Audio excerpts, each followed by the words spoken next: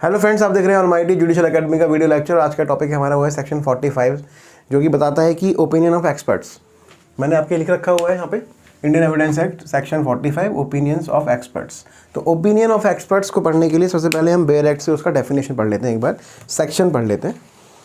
तो ये है opinions of experts when the courts has to form an opinion upon the point of foreign law or science of art or as to identity of handwriting or finger impression, the opinions upon the point of person especially skilled in such foreign law, science or art or in question as to identity of handwriting or finger impression are relevant facts. Such person are called experts. तो जो भी ऐसे व्यक्ति हैं जो कि किसी foreign law, किसी साइंस और आर्ट या आइडेंटिटी या किसी के फिंगर इम्प्रेशन या किसी की हैंड राइटिंग को पहचान सकते हैं या पहचान लेते हैं, ऐसे व्यक्तियों को एक्सपर्ट्स बोला जाता है। और ओपिनियंस ऑफ एक्सपर्ट्स एक रिलेवेंट फैक्ट है। ये एक रिलेवेंट फैक्ट है जो कि कोर्ट में एडमिसिबल होता है। तो इसी सेक्शन में इसके इलस्ट्रेशन भी दी गए हैं, आप पढ़ सकते हैं एक बार। तो A, the question is whether the death of A was caused by poison.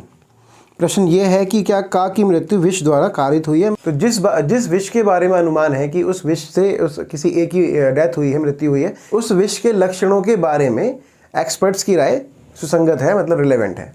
एक विशेषज्ञ वह व्यक्ति होता है जो उस मामले पर विशेष रूप से कुशल होता है, जिस पर वह राय देता है, जो कि उस विशेष प्रयोजन के लिए विशेष रूप से कुशल है।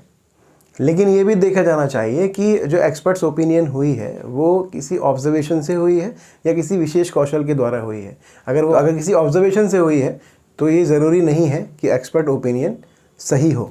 ठीक है, अब चलते हैं फैक्ट इन इशू पे। तो सेक्शन 32 क्लॉज 4 खोल लीजिए, जो कि हम सेक्शन 45 के साथ ही पढ़ेंगे। तो एक बार मैं इसको आपको पढ़ के बता देता हूँ। Gives opinion as to public right और कस्टम और मैटर्स ऑफ जनरल। पहले आप सेक्शन 32 का हेडिंग पढ़ें। इसमें लिखा हुआ है case in which is statement of relevant fact by person who is dead और can not be found etcetera is relevant. ठीक है, statements by person who can not be called as witness. Gives opinion as to public rights और customs और matters of general interest when the statements give the opinion of any such person as to existence of any public right or custom or matter of public or general interest of the existence of which if it excited he would have been likely to be aware, and when such statement was made before any controversy as to such right, custom or matter had arisen। तो देखिए section 32 का मैंने लिखा हुआ है 32 clause 4 fact in issue, जो कि public right से, कस्टम और पब्लिक और जनरल इंटरेस्ट के द्वारा बनाया जाता है। जिसमें कि एक मान लो, एक एग्जांपल देता हूँ मैं यहाँ पर आपको। मान लो कोई एक ग्राउंड है, दिख रहा है ना आप लोगों को, ये ग्राउंड है और इस ग्राउंड में किसी ए का एक प्राइवेट पॉन्ड है। मतलब जनरली गाँव वाले इसमें नहाते हैं, उससे पानी भी ले लेते हैं, पानी पी भी लेते हैं। अब क्या है, इस पॉन्ड में जो गांव वाले हैं वो नहा भी लेते हैं, उससे पानी भी ले लेते हैं, अपनी ज़रूरत का काम भी उस पानी से कर लेते हैं। अब क्या हुआ कि कोई बी आया उस गांव में और वो बोलता है कि इस पॉन्ड में मैं फ़िशिंग करूंगा। लेकिन पॉन्ड जो पॉन्ड है वो पब्लिक है वहाँ की, गांव की, वो उसके द्वारा यूज़ किया जाता है। तो ए इस पर इंजंक्शन सूट कर सकता है बी के अगेंस्ट, और ये ए प्रूव कर सकता है कि जो पॉन्ड है वो एक प्राइवेट प्रॉपर्टी है। Opinion as to existence of right or custom when relevant. When the court has to form as opinion as to the existence of any general custom or right, the opinions as to the existence of such custom or right of persons who would be likely to know of its existence if it excited are relevant. The expression general custom or right includes custom or rights common to any considerable classes of persons. किसी रूढ़ी के अधिकार के लिए राय बनानी हो तो उन व्यक्तियों द्वारा दिया गया बयान, कस्बे का कोई एक कस्टम है, उसके बारे में कोर्ट को एक जजमेंट देना है। उस जजमेंट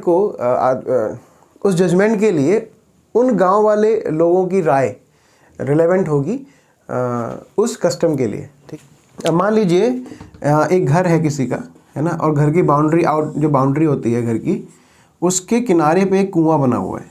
ठीक है, वेल, अब जो कुआं है वो आउट ऑफ बाउंड्री है, घर के बाहर है, जिसको पूरे गांव वाले यूज़ करते हैं। ये जो कुआं है उसको गांव वाले यूज़ करते हैं पानी पीने के लिए, नहाने, वही जो मैंने पहले पॉन्ड वाला बताया था, ऐसे ही इसका बता रहा हूँ। तो अब ये जो पब्लिक इंटरेस्ट है, ये जो लोग हैं इनकी राय सुसंगत होगी, रिलेवेंट होगी उस कोर्ट में जहाँ पर ये बताया जाएगा कि जो कुआं है वो पब्लिक इंटरेस्ट के लिए है या प्राइवेट इंटरेस्ट के लिए है। जहाँ कोर्ट ये राय बनाती है कि ये कुआं पब्लिक इंटरेस्ट के लिए है, तो उन लोगों की राय सुसंगत होगी, रिलेवेंट होगी, जो ये लोग राय देंगे या अपना स्टेटमेंट देंगे कि ये कुआं हम यूज़ करते हैं और ये हमारे पब्लिक इंटरेस्ट के लिए है।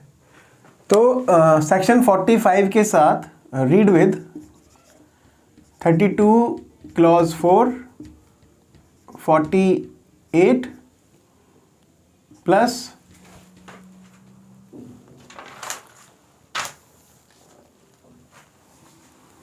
49 प्लस 13, ठीक है। तो आप जब भी सेक्शन 45 को पढ़ेंगे उसके साथ आप ये सारे सेक्शन भी कवर करेंगे, ठीक है, तब पूरा होगा सेक्शन 45। कोई भी टॉपिक आपको समझना होता है तो कमेंट के द्वारा उसे हमें बता दीजिए।